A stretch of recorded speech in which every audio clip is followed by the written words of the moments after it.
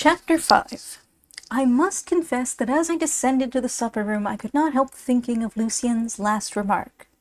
The other is my mother's carmine, and this circumstance compelled me to regard Madame de Franchi more closely than I had hitherto done. When her son entered the salle à manger, he respectfully kissed her hand, and she received this homage with queenly dignity. "I am afraid that we have kept you waiting, mother," said Lucien. "I must ask your pardon." "In any case, that would be my fault, madame," I said, bowing to her. "Monsieur Lucien has been telling me and pointing out many curious things, and by my reiterated questions I have delayed him." "Rest assured," she said, "I have not been kept waiting. I have but this moment come downstairs, but," she continued, addressing Lucien, "I was rather anxious to ask you what news there was of Louis." "Your son has been ill, madame?" I asked. "Lucien is afraid so," she said. "Have you received a letter from your brother?" I inquired. "No," he replied, "and that is the very thing that makes me uneasy." "But then how can you possibly tell that he is out of sorts?" "Because during the last few days I have been suffering myself." "I hope you will excuse my continual questions, but really your answer does not make matters any clearer." "Well, you know that we are twins, don't you?" "Yes, my guide told me as much." "Were you also informed that when we came into the world we were joined together?" "No, I was ignorant of that circumstance." "Well then, it was a fact, and we were obliged to be cut asunder, so that you see, however distant we may be, we have ever the same body, so that any impression, physical or moral, which one may receive is immediately reflected in the other. During the last few days I felt triste, morose, dull, and without any predisposing cause, so far as I am aware. I have experienced terrible pains in the region of the heart, and palpitations, so it is evident to me that my brother is suffering some great grief." I looked with astonishment at this young man, who affirmed such a strange thing without the slightest fear of contradiction, and his mother also appeared to entertain the same conviction as he did. Madame de Franchi smiled sadly and said, "The absent are in the hands of God. The great point is that you are certain that he is alive." "Yes," replied Lucien calmly, "for if he were dead I should have seen him." "And you would have told me, would you not, my son?" "Oh, of course, mother, at once." "I am satisfied. Excuse me, monsieur," she continued, turning to me. "I trust you will pardon my maternal anxiety. Not only are Louis and Lucien my sons, but they are the last of their race. Will you please take the chair at my right hand? Lucien, sit here." She indicated to the young man the vacant place at her left hand. We seated ourselves at the extremity of a long table, at the opposite end of which were laid 6 other covers, destined for those who in Corsica are called the family. That is to say, the people who in large establishments occupy a position between the master and the servants.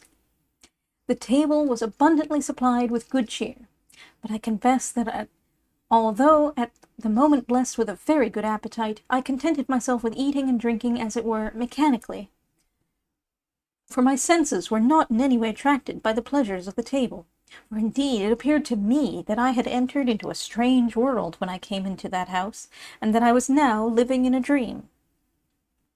Who could this woman be who was accustomed to carry a carbine like a soldier? What sort of person could this brother be, who felt the same grief that his brother experienced at a distance of 300 leagues? What sort of mother could this be, who made her son declare that if he saw the spirit of his dead brother, he would tell her at once? These were the questions that perplexed me, and it will be readily understood they gave me ample food for thought. However, feeling that continual silence was not polite, I made an effort to collect my ideas. I looked up. The mother and son at the same instant perceived that I wished to enter into conversation. "So," said Lucien to me, as if he were continuing his remarks, "so you made up your mind to come to Corsica?" "Yes, as you see, I had for a long time had a desire to do so, and at last I have accomplished it. Ma foi, you have done well not to delay your visit, for with the successive encroachments of French tastes and manners, those who come to look for Corsica in a few years will not find it."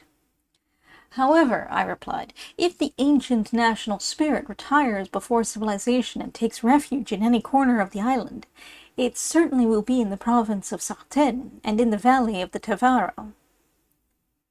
Do you think so, really? Said the young man, smiling.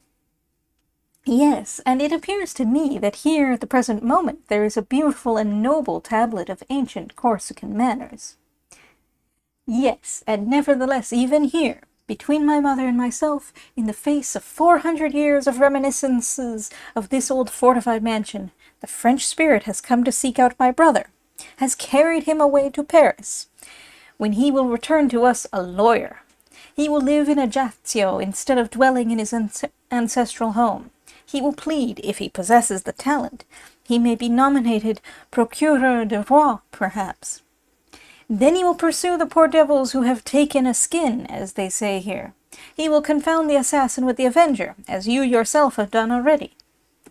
He will demand, in the name of the law, the heads of those who had done what their fathers would have considered themselves dishonored not to have done. He will substitute the judgment of men for the justice of God, and in the evening, when he shall have claimed a head for the scaffold, he will believe that he has performed his duty, and has brought his stone as a tribute to the temple of civilization, as our prefect says. Ah, mon Dieu, mon Dieu! The young man raised his eyes to heaven, as Hannibal is reported to have done after the battle of Zama. But, I replied, you must confess that it is the will of God to equalize these things, since in making your brother a proselyte of the new order, he has kept you here as a representative of the old manners and customs. Yes, but what is there to prove that my brother will not follow the examples of his uncle instead of following mine? And even I myself may be about to do something unworthy of a de Franchi. You? I exclaimed with astonishment. Yes, I. Do you wish me to tell you why you have come into this province of Sartène? Yes, tell me. You have come here to satisfy your curiosity as a man of the world, an artist, or a poet. I do not know what you are, nor do I ask. You can tell us when you leave, if you wish. If not, you need not inform us. You are perfectly free to do as you like. Well, you have come in the hope of seeing some village vendetta, of being introduced to some original bandit, such as Mr. Merimée has described in Columba. Well, it appears to me that I have not made such a bad choice, for if my eyes do not deceive me, your house is the only one in the village that is not fortified. That only proves I have degenerated, as I have said. My father, my grandfather, and my ancestors for many generations have always taken one side or the other in the disputes which in the last 10 years have divided the village. And do you know what I have become in the midst of musket shots and stabs? Well, I am the arbitrator. You have come into the province of Sartène to see bandits. Is not that the fact? So come with me this evening, and I will show you one. What? Will you really allow me to go with you this evening? Certainly, if it will amuse you. It entirely depends upon yourself. I accept, then, with much pleasure. Our guest is fatigued, said Madame de Franchi, looking meaningly at her son, as if she felt ashamed Corsica had so far degenerated. No, mother, no, he had better come. And when in some Parisian salon people talk of the terrible vendettas, of the implacable Corsican bandits who strike terror into the hearts of children in Bastia and Ajaccio, he will be able to tell them how things actually are. But what is the great motive for this feud, which, as I understand, is now, by your intercession, to be forever extinguished? Oh, replied Lucien, in a quarrel it is not the motive that matters, it is the result. If a fly causes a man's death, the man is none the less dead because a fly caused it. I saw that he hesitated to tell me the cause of this terrible war, which for the last 10 years had desolated the village of Solacaro. But, as may be imagined, the more he attempted to conceal it, the more anxious I was to discover it. But, said I, this quarrel must have a motive. Is that motive a secret? Good gracious, no. The mischief arose between the Orlandi and the Colonna. On what occasion? Well, a fowl escaped from the farmyard of the Orlandi and flew into that of the Colonna. The Orlandi attempted to get back the hen. The Colonna declared it belonged to them. The Orlandi then threatened to bring the Colonna before the judge and make them declare on oath it was theirs. And then the old woman, in whose house the hen had taken refuge, wrung its neck, and threw the dead fowl into her neighbor's face, saying, "Well then, if it belongs to you, eat it." Then one of the Orlandi picked up the fowl by the feet and attempted to beat the person who had thrown it in his sister's face. But just as he was about to do so, one of the Colonna appeared, who unfortunately carried a loaded gun, and he immediately sent a bullet through the Orlandi's heart. And how many lives have been sacrificed since? 9 people have been killed altogether. And all for a miserable hen not worth 12 sous? Yes, but as I said just now, it is not the cause but the effect that we have to look at. Since there were 9 people killed, then there might easily be a dozen. Yes, very likely there would be if they had not appointed me as arbitrator. At the intercession of one of the 2 families, no doubt. Oh, dear no, at my brother's request, who heard of the matter at the Chancellor's house. I asked him what on earth they had to do in Paris with the affairs of an out-of-the-way little village in Corsica. But it seems the prefect mentioned it when he wrote to Paris, and said if I were to say a word, the whole thing would finish like a farce, by a marriage and a public recitation. So my brother took the hint, and replied he would answer for me. What could I do? Added the young man, throwing back his head proudly.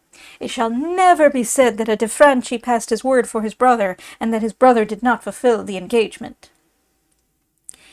And so you have arranged everything? I am afraid so. And we shall see the chief of one of these 2 parties this evening, no doubt. Just so. Last night I saw the other. Are we going to see an Orlandi or a Colonna? An Orlandi. Is it far from here? In the ruins of the castle of Vincentello d'Istria. Ah, yes, they told me those ruins were close by. Yes, they are about a league from here. So in 3/4 of an hour we shall be there. Yes, in about that time. Lucien, said Madame de Franchi, remember you speak for yourself. For a mountaineer as you are, it is scarcely 3/4 of an hour distance, but recollect that our guest may not be able to proceed so quickly. That is true. We had better allow ourselves an hour and a half at least. In that case you have no time to lose, said Madame de Franchi, as she glanced at the clock. Mother, said Lucien as he rose, you will excuse our leaving you, will you not? She extended her hand to him, and the young man kissed it with the same respect as he had previously done. Then turning to me, Lucien said, if you prefer to finish your supper quietly and to smoke your cigar afterwards— No, no, I cried. Hang it, you have promised me a bandit, and I must have one. Well then, let us take our guns and be off. I bowed respectfully to Madame de Franchi, and we left the room, preceded by Griffo, who carried a light. Our preparations did not occupy us very long. I clasped a travelling belt round my waist, from which was suspended a sort of hunting knife, and in the folds of which I carried powder and ball. Lucien soon reappeared with his cartridge case, and carrying a double-barreled maton, and a sort of peaked cap, woven for him by some Penelope of Sullacaro. Shall I go with your excellency? Asked Griffo. No, it will be useless, replied Lucien. But you may as well loose Diamond, as we might put up a pheasant, and the moon is so clear we should be able to shoot as well as in daylight.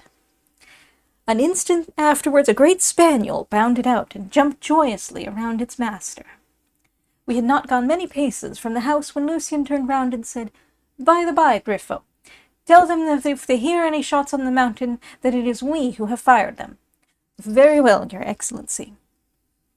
If we did not take some precautions, said Lucien, they would think that hostilities had recommenced, and we should soon hear our shots echoing in the streets of Sullacaro. A little farther on you will see a footpath to the right that will lead us directly up the mountain.